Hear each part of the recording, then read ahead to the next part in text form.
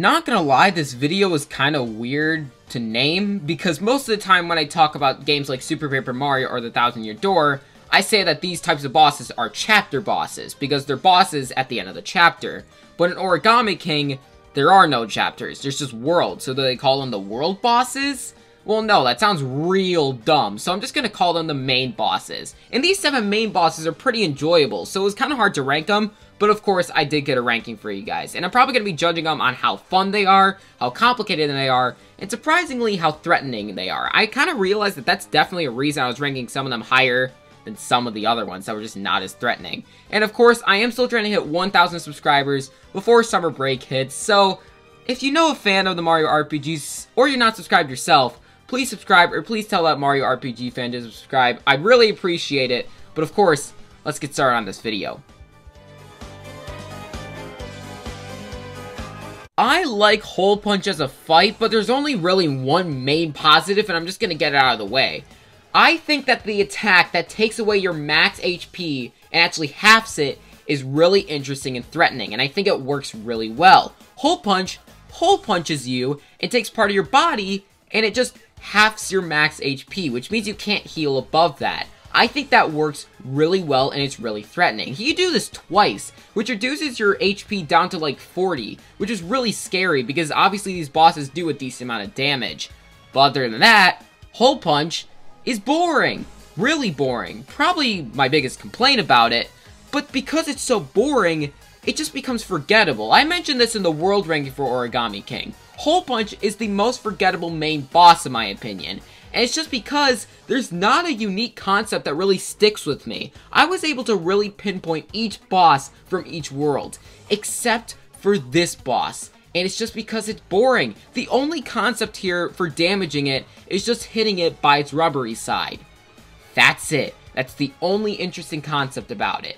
And yes, he does hole punch the ground, and if you actually land in the hole punches, then, well, I actually don't know what happens, and the reason why is because it's so easy to dodge this concept. There's so many tiles actually on the board, so because of this, you're barely ever gonna run into that problem, and I never did. So because of it, it's not really threatening in my opinion. I do like that it covers the on button to actually switch on your magic circles. That makes sense, but other than that, there's just nothing interesting about this fight. It's forgettable, and because there's just nothing interesting about it, it's a very bland main boss. I do like this boss, don't get me wrong, and I do think that the death animation is pretty good, but overall, it's just a bland boss.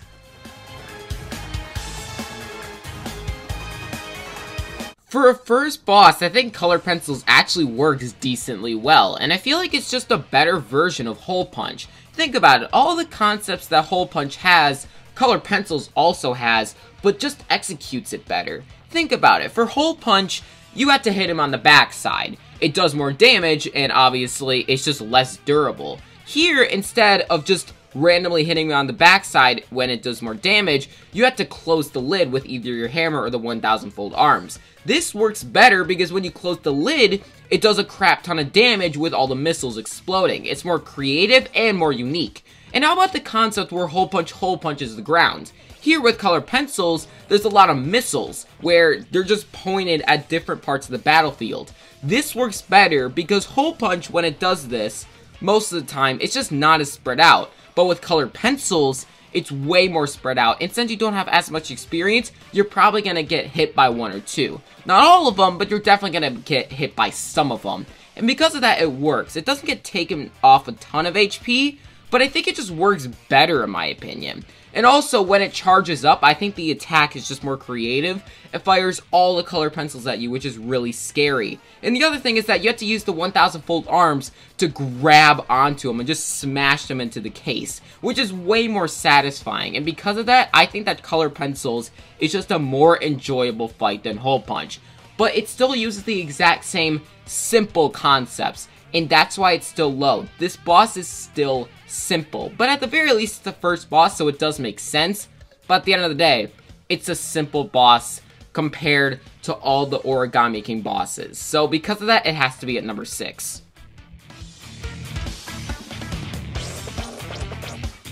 Rubber Band is the definition of just a good, solid fight that's really fun to fight. It doesn't really have anything that pushes it to be above where it is. It doesn't really have one thing that really sticks in my head like the top 4 does, but it's still an enjoyable fight nonetheless. My favorite part about it is actually how you damage it. Most of the time with these bosses, you have to use your jump or your hammer. Well, not here, because all you're really doing is just breaking one rubber band off.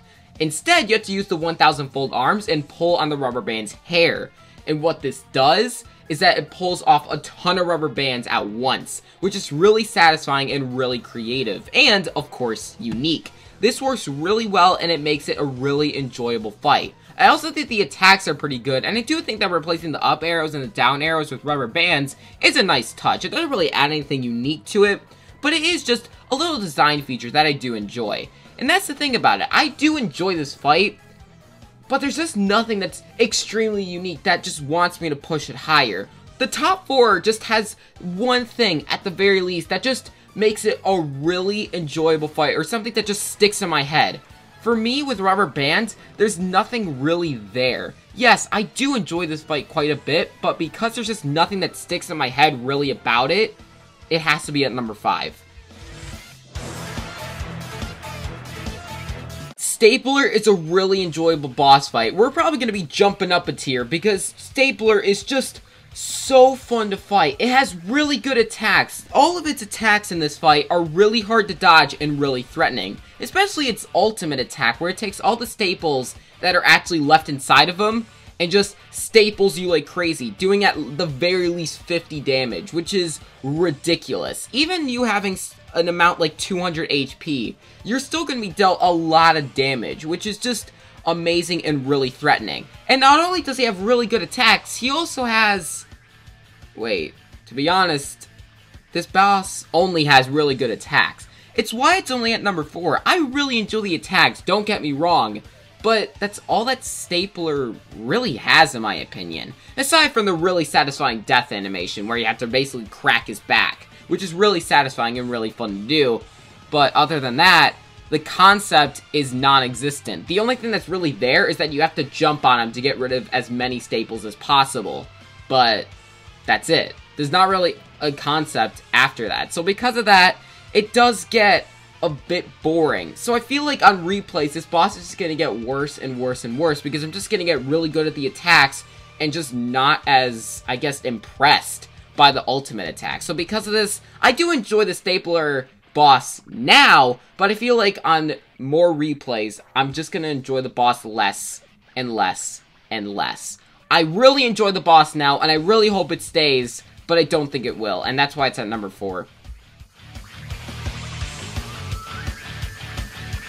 Tape, in my opinion, has the perfect package. It has all the criteria that I really enjoy with an origami fight. It has good attacks, it's threatening, it has good concepts, and it's fun to kill. And of course, it's just fun to fight in general. The first phase, we're going to talk about each phase separately. The first phase is also just very simple and enjoyable. It kind of reminds me of colored pencils, where all you're doing really is just attacking each side individually. It has more HP. It kind of reminds me of the Earth Volumental fight now that I think about it, but with more HP. You have to hit each side more than once instead of just hitting the leg once and it just goes inside the shell. So because of this, I think that Tape is a better version of the Earth Volumental fight, which is a good thing, but that's only like color pencils quality.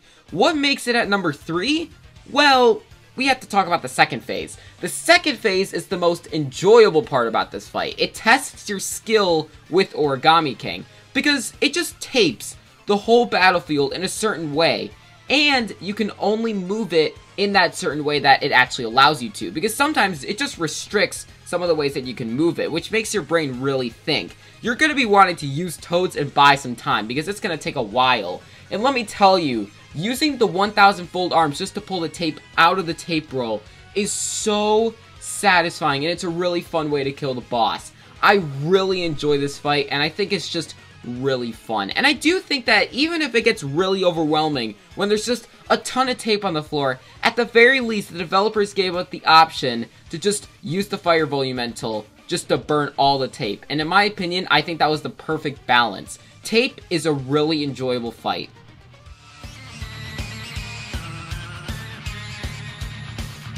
Oh boy, King Ali is not number 1. I knew coming into this list that King Ali was not going to be number 1. I had a problem with the fight. I thought that the fight definitely could have been better. I didn't know why, and I'm so glad I finally figured it out, but I knew coming into it, it just wasn't the best fight from this game. But starting off with each phase, we're going to go through each phase individually, because there's only one phase I have problems with.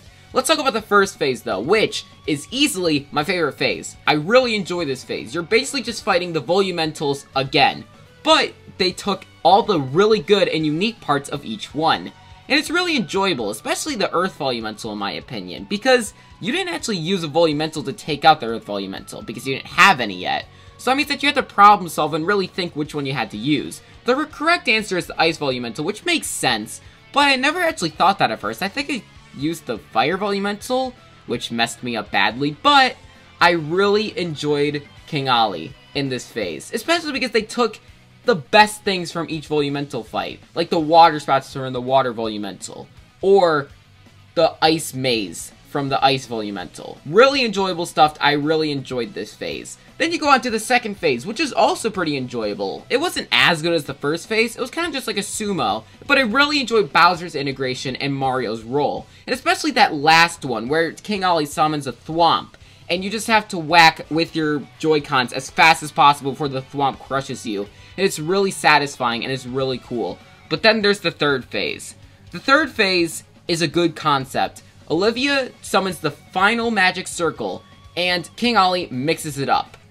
The reason why I don't think that this concept is executed as well as it should have is that I don't think King Ali mixed it up enough. I feel like since this is the final boss, they should have made this the most difficult magic circle in the game. But no, it actually feels really easy. Like extremely easy. Easier than just some enemy encounters, which is so disappointing. They should have made it extremely difficult, but they didn't, which is just missed potential in my opinion. I really think that they should just went all out for it, but they didn't, which makes this fight go at number 2. And it definitely bothers me because this is like the actual final battle, but it's really easy. I do obviously enjoy King Ali's attacks. They're really epic and really fun to dodge, but I really think that they just should have made the magic circle extremely hard, but they didn't. So that's why that this boss is at number 2.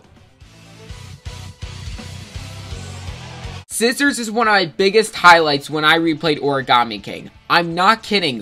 One boss fight was one of my biggest enjoyments from a game, which is really weird to say, but I adore Scissors.